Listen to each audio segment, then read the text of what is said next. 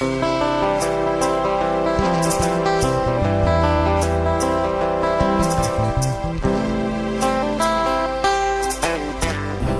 il n'y a pas d'espace pastoraux sécurisés, c'est difficile. Sans le couloir, on avait trop de difficultés. Auparavant, les animaux circulaient un peu au hasard et puis faisaient des dégâts. Il n'y avait pas d'eau pour boire, c'était difficile pour la population et n'en parlons pas des animaux. Avant, on faisait l'élevage sans comprendre grand-chose. On ne calculait pas ce que l'on mettait dans la bouche bovine. On gaspillait l'argent. MOPS est une réponse aux effets des changements climatiques. Les effets des changements climatiques avec les sécheresses récurrentes font que la mobilité du bétail peut être un moyen de diminuer la pression sur les ressources.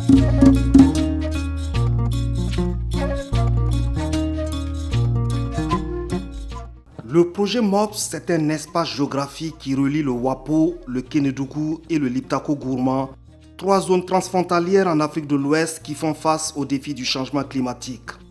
MOPS, c'est aussi un enjeu économique. Le pastoralisme qui fait le trait d'union entre les pays du Sahel et les pays côtiers. C'est une trajectoire sur laquelle se dressent des obstacles qui limitent l'essor d'une activité pourtant porteuse pour les économies de la sous-région.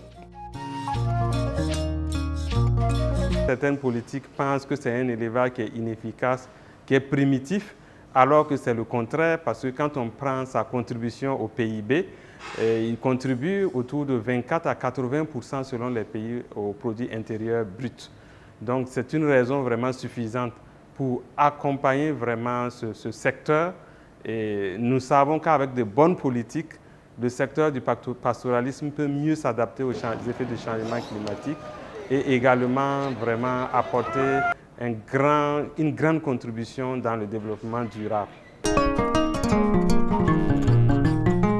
Lancé en 2020, le projet Mobilité pastorale transfrontalière apaisée et sécurité au Sahel s'est donné la mission de renforcer la résilience des populations agro-pastorales, d'instaurer la stabilité sociale au Sahel et de promouvoir un environnement juridique favorable aux agro-pasteurs.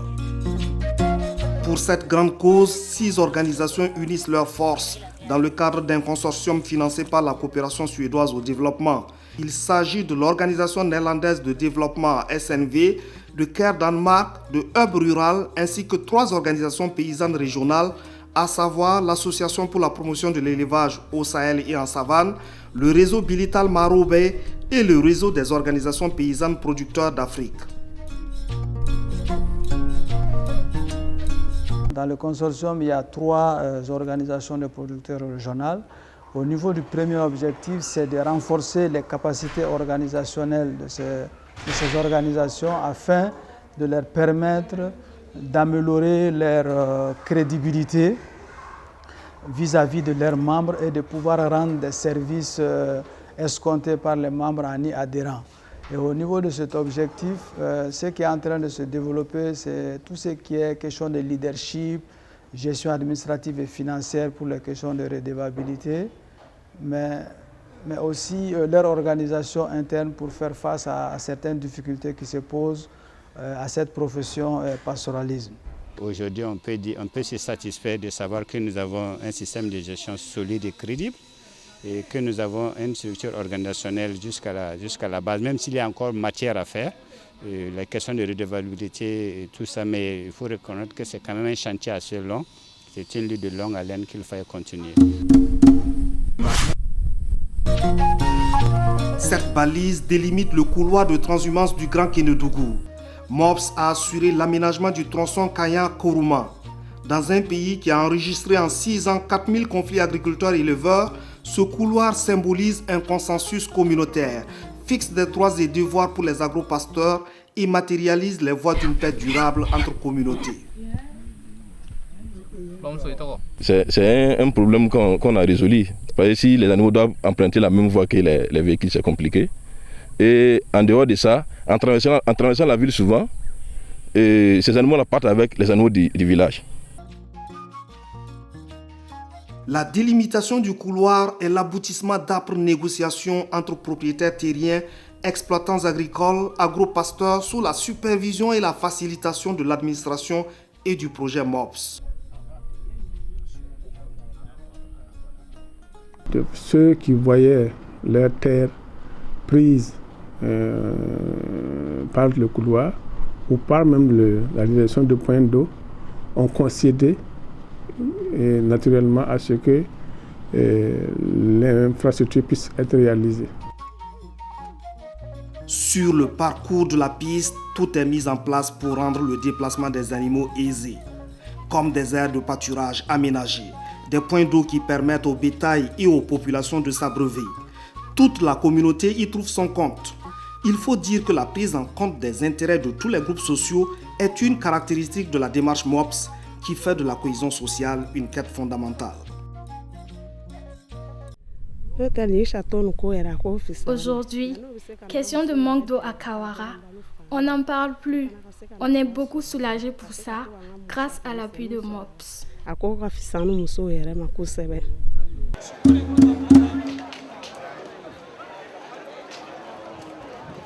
Les questions foncières et les conflits agriculteurs-éleveurs sont au premier rang des affaires qui occupent les palais de justice dans les pays d'intervention du MOPS. C'est la résultante d'une ignorance des lois sur les droits fonciers des agropasteurs. Chef de zone d'appui technique, Lolo Wanjo ne cesse d'interpeller les éleveurs sur le respect de certaines règles élémentaires. Un nombre d'animaux qui doit être suivi par un berger, si ça dépasse ce nombre, il faut forcément 2 ou 3 bergers. Voilà. Et il faut suivre un itinéraire donné. Ce sont là des éléments du guide de sensibilisation que MOPS a produit à l'adresse des communautés et des utilisateurs de ressources. Elles permettent aux agropasteurs d'améliorer leurs connaissances sur leurs droits et leurs devoirs. Mais il est apparu aussi important de veiller à une bonne administration de la justice. C'est ainsi que des actions de formation sont développées à l'endroit des acteurs de la justice. Cette activité nous a permis effectivement de rassembler les différents acteurs judiciaires, producteurs, agropasseurs, les services techniques autour d'une même question, d'une même salle, ce qui a permis un peu pour les acteurs, producteurs, agropasseurs de connaître les procédures, de s'imprégner des procédures de la justice, ainsi de suite, mais aussi pour les acteurs judiciaires de permettre de connaître les difficultés que vivent les communautés, les agropasseurs dans la mise en œuvre de leur activité. Ce qui a permis un peu de briser la barrière psychologique entre animateurs des institutions de justice et justiciables. Globalement, la mise en œuvre du MOPS traduit toute une autre vision du pastoralisme. C'est une réponse au changement climatique. Il faut en prendre conscience et lui donner toute la place qu'il mérite. Il y a donc nécessité d'agir sur la gouvernance foncière, de refaire les lois dans le sens d'intégrer les droits et les devoirs des agropasteurs, le plus souvent ignorés ou non suffisamment pris en compte.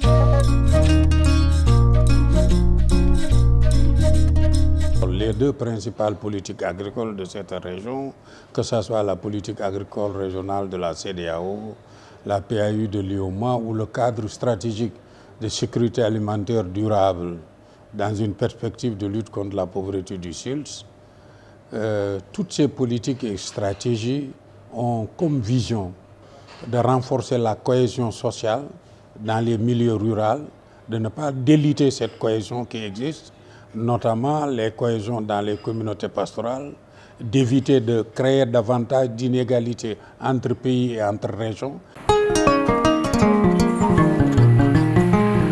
Une perspective mobilise l'attention de toutes les organisations de producteurs régionales. La révision du cadre juridique de la CEDEAO relatif à l'élevage, au pastoralisme et à la transhumance. La veille est de mise pour que ce processus intègre les avis des organisations. Le RBM a produit dans ce sens l'appel dit de Niamey. Entendre la voix des éleveurs au Sahel est une prise de position en faveur de la mobilité pastorale.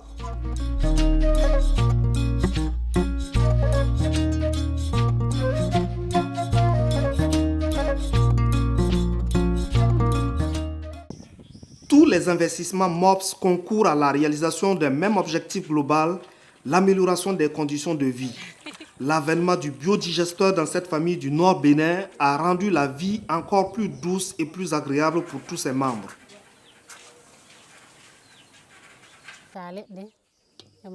Le foyer biogaz nous facilite la vie. Nous ne partons plus chercher le bois de chauffe. La fumée ne nous fatigue plus. Le repas cuit plus vite et nos marmites ne sont plus noires comme avant. Nous remercions beaucoup MOPS.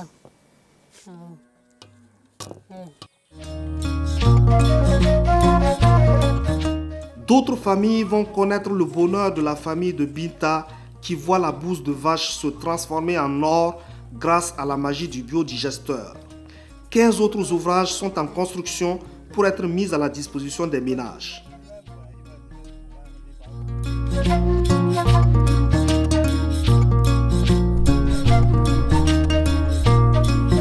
MOPS transforme la vie des agropasteurs dans les 5 pays où le projet intervient. C'est le cas de Boubacar Diarra à Sikasso. L'homme pratique l'insémination artificielle, une activité jusque-là informelle. Après sa rencontre avec MOPS, l'homme voit désormais grand.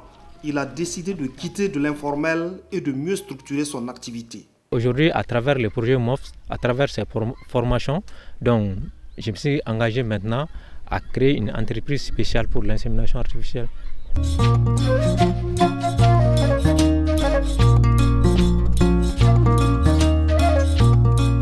MOPS s'offre comme une véritable école de l'entreprise dans les villages et le milieu des agropasteurs. Des jeunes pleins d'ambition et de passion sont techniquement formés au métier et au commerce, à la gestion d'entreprise ainsi qu'au leadership.